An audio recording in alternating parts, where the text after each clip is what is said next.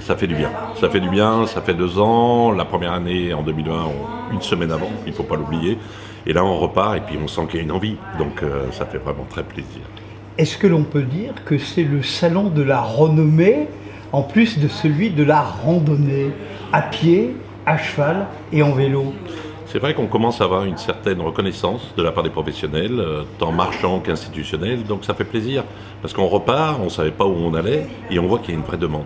Donc la randonnée est vraiment dans l'air du temps, c'est déjà évolutif, et je pense que ça va perdurer. Le lieu, les dates, le faible prix d'entrée, je crois, les horaires.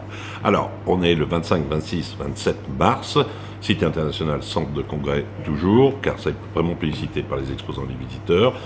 L'ouverture, vendredi, samedi, 10h, 19h, dimanche, 10h, 18h. Et le prix d'entrée est à 5 € depuis la création du salon en 2007. Comment définir ce salon et quels en sont les pôles? Alors nous avons 3 pôles bien définis, qui est le pôle Auvergne-Rhône-Alpes, au niveau des territoires, un pôle qui est marchand, hébergeur et tour opérateur, et un 3e pôle où il y a l'ensemble des destinations étrangères, mais aussi du matériel et associatif. Il n'y a pas le pôle Émile Victor?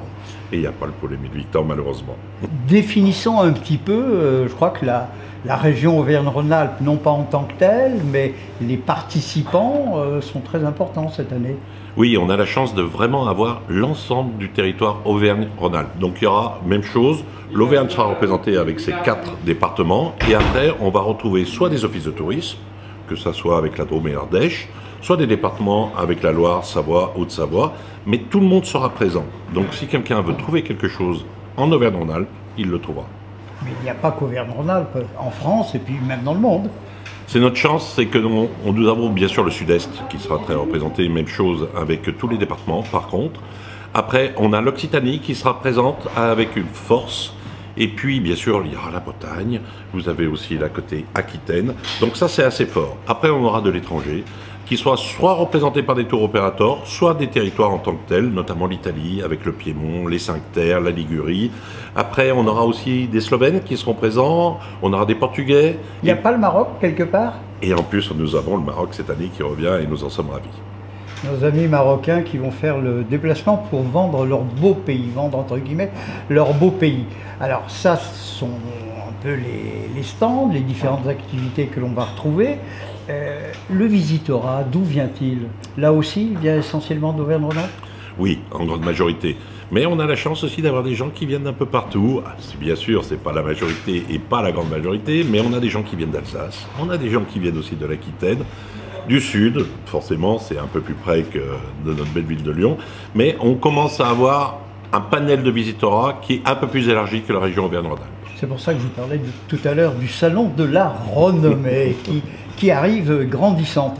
Et puis une part importante dans un tel salon, ce sont les animations, les conférences, c'est pléthore.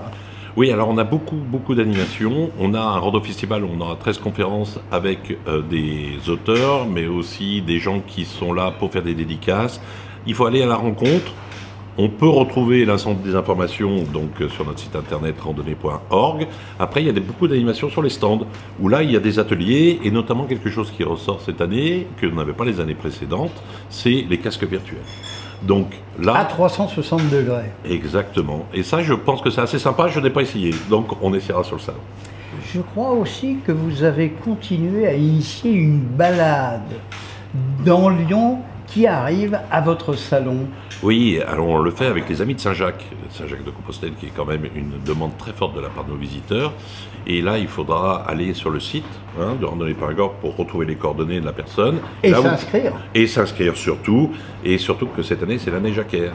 Donc là, vous aurez une balade qui partira de Fourvière et qui arrivera sur le salon. Est-ce qu'elle s'arrêtera dans un restaurant à Lyon pour manger une poêlée de Saint-Jacques? Ils n'auront pas le temps. Ils n'auront pas le temps. Il faudra qu'ils se retrouvent. Le départ, la balade durant 2h30 et 3h. Et on les attend, bien sûr, sur le salon.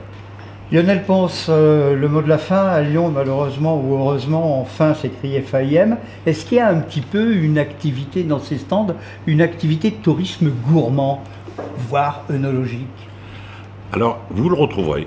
Je ne suis pas capable de vous dire sur lesquels, mais si vous allez en Gironde, à mon avis, vous allez trouver votre bonheur. Et peut-être en Auvergne-Rhône-Alpes aussi. Hein. Bien sûr, mais je pense à la Gironde par défaut. Mais forcément, vous retrouverez tout ce qui est vallée du Rhône, les informations dessus. Lyon, capitale mondiale de la gastronomie. Lionel Ponce, merci, bon salon. On rappelle l'adresse internet où vous aurez tout et le reste comme information pour préparer votre visite au salon, car c'est important de ne pas se pointer les mains dans les poches, mais de savoir précisément où l'on veut aller et ce que l'on vient rechercher. Exactement, donc le site c'est www.randonnée.org. Merci Lionel Ponce, bonne journée, bon salon et bon visite au Gras. Merci.